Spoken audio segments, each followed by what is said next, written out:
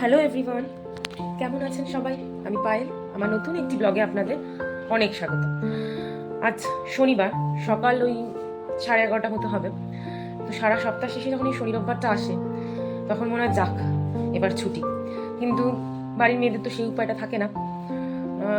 সারা সপ্তাহ ব্যস্ততার মধ্যে অনেকগুলো কাজ না করে ওঠা হয় না, জানেন। এই টুকিটাকি কাজগুলো এই দুদিনে আমি চেষ্টা করি যে সেরে রাখার। আজকেও সেরকম বেশ কিছু কাজ রয়েছে যেগুলো এখন আমি সারবো। সকাল থেকে এই রোদে পিঠ এলিয়ে একটু বসে রয়েছি, আর উঠতে ইচ্ছা করছে না, তাও এগুলো করতেই হবে আর কি। আর কালকের দিনটা আমি রাখি, কালকে মানে রোববার, এই দিনটা আমি রাখি একটু নিজের জন্য। সকালবেলা 1-2 ঘন্টা সংসারের ব্যস্ততার মধ্যেও আর কি নিজের জন্য একটু টাইম বের করি। তখন একটু নিজের যত্ন আর কি, টুকিটাকি একদম যেগুলো ঘরোয়া সেগুলো করার চেষ্টা করি। সেটা আমি আগামী ব্লগে আপনাদের অবশ্যই শেয়ার করব। আজকে চলুন যে কাজগুলো আছে সেগুলো একটু দেখাই। হ্যাঁ চলুন তাহলে। এখন আমার প্রথম কাজটাই হচ্ছে এই দুটো কৌটোয় তেল ভর্তি করা। এখন আমি একটা কৌটোয় সর্ষের তেল ঢালছি, এরপরেরটা আমি সাদা তেল ঢালবো। কৌটোগুলো আগেই পরিষ্কার করে ধুয়ে রেখেছি আমি। সবসময় যে ধুই তা না, মোটামুটি ওই ধরুন 3 মাস বাদে বাদে। কিন্তু এই তেল ঢালার কাজটা বড় ঝক্কি।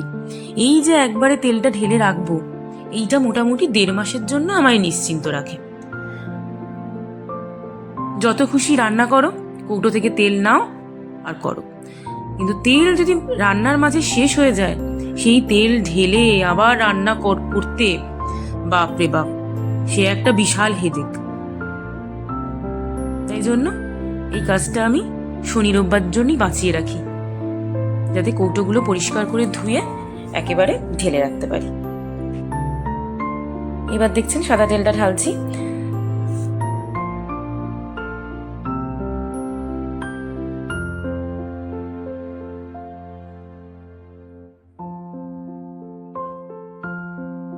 কিছু কিছু তেল তাও থেকে যাবে প্যাকেটের মধ্যে। এবার যেটুকু তেল থেকে যাবে ওইটা আমি রান্নাতে লাগিয়ে নেব।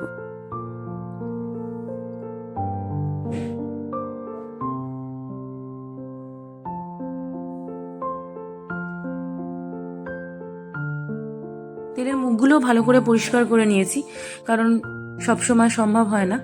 এবারে আমার দ্বিতীয় কাজটি হলো এই যে এত ছোলা দেখছেন, সেই ছোলা গুঁড়ো করে ছাতু তৈরি করা।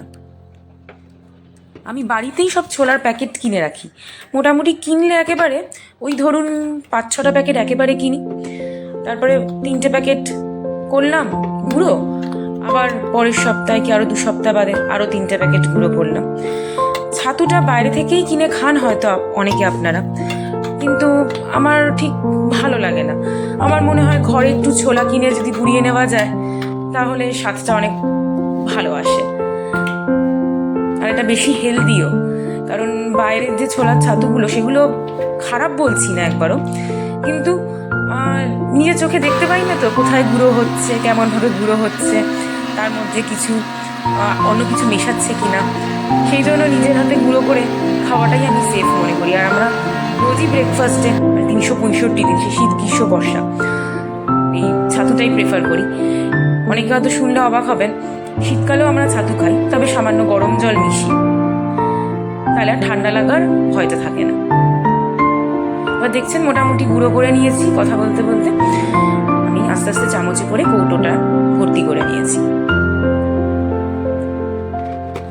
ভীষণই সহজ কাজ, জানেন। এইবার আমার তৃতীয় কাজটি হলো এই মাইক্রো ওভেনের কভারটা পরানো। সেই ফ্লিপকার্ট আর অ্যামাজন থেকে অর্ডারগুলো কবে এসছে, আজ করব কাল করব করে করে করে অবশেষে সময় হয়েছে এই কভারটা পরানো। তার আগে এতদিন ধরে মাইক্রো ওভেনটা খোলা পড়েছিল, ওই জন্য একটু ধুলো পড়ে গেছে। তো আমি একটু পরিষ্কার করে নিচ্ছি টিস্যু দিয়ে। এই যে একদম ওপরের কভারটি হচ্ছে মাইক্রো ওভেনের কভার। এইটা আমি এখন মাইক্রো ওভেনের জামাটা পরাবো। ও বাবা, এখন পরাতে গিয়ে আমি দেখছি যে কভারটা যে মাপে আমি অর্ডার দিয়েছিলাম, মানে যে মাপটা আমি অনলাইনে দেখেছিলাম মেজারমেন্টটা, সেটা এখন ম্যাচ করছে না, মানে কভারটা অনেকটাই ছোট। আর পাশ দুটো দেখুন কেমন উঁচু হয়ে আছে। কালারটা কিন্তু আগের কভারটার থেকেও ভারী সুন্দর, কিন্তু এটা মাপে হলো না। আমাকে এটা আইদার রিপ্লেস করতে হবে বা রিটার্ন দিতে হবে। মনটা একটু খারাপই হলো, এত শখ করে কভারটা অর্ডার দিয়েছিলাম কিন্তু মাপে এলো না। এবারে আমার পরের কাজটি হচ্ছে এই ফ্রিজের পুরোনো কভারটা ফেলে ফ্রিজের মাথাটা আমি পরিষ্কার করে রেখেছিলাম। এবার আমি নতুন কভারটা পরিয়ে দিলাম। কভারটা ভীষণ সফট জানেন, এরকম তিনটে বোথ সাইড 6টা পকেট পাবেন আপনারা, কিন্তু কভারটা ভারী নরম, ভীষণ নরম। আগের কভারটা যেটা ছিল সেটা একটু মোটা ছিল, কিন্তু এটা ভীষণই সফট। দেখুন ফ্রিজের কালারের সাথে ভারী সুন্দর ম্যাচ করেছে বলুন।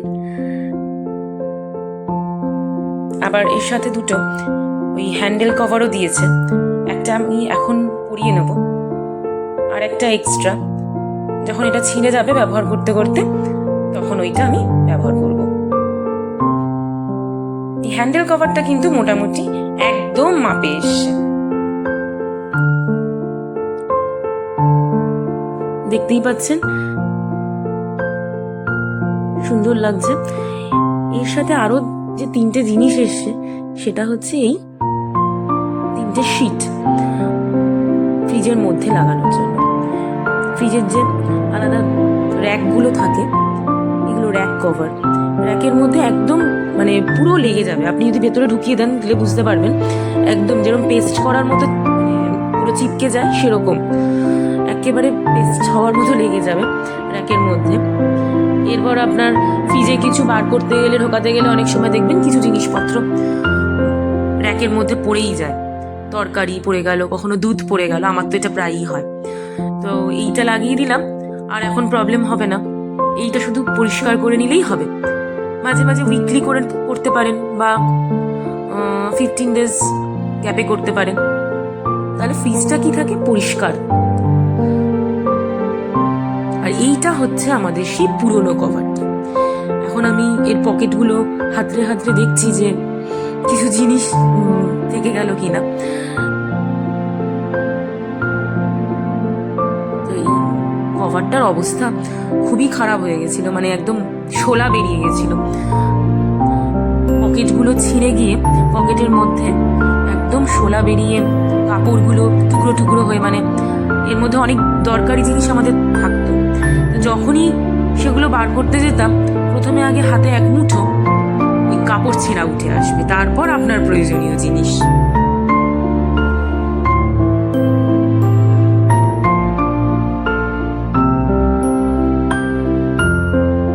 এই যে এখনো টুকরো টুকরো কাপড় দেখুন, এই যে আমার হাতে বেরিয়ে আসছে।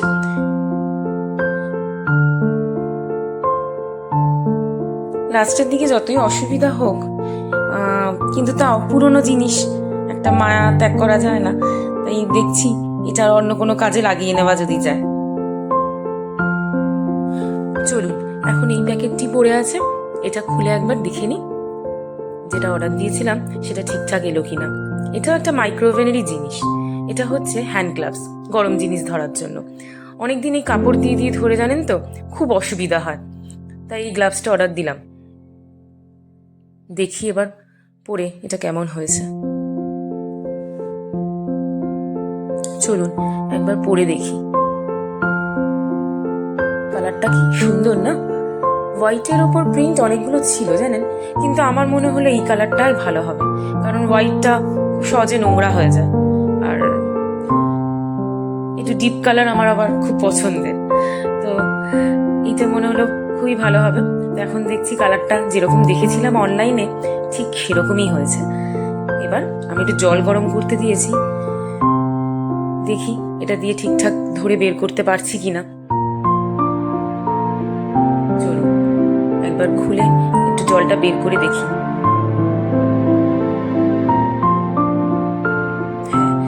বাবা একদম সুন্দর হয়েছে, দারুণ হয়েছে জানেন তো, একটু গরম লাগছে না, সুন্দর বের করতে পারছি।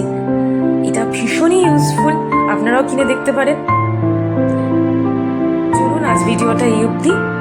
যদি আমার ভিডিও আপনাদের ভালো লেগে থাকে তাহলে একটু লাইক করে দেবেন, আর যদি এরকম ভিডিও আরও পেতে চান তাহলে আমার চ্যানেলটি সাবস্ক্রাইব করবেন।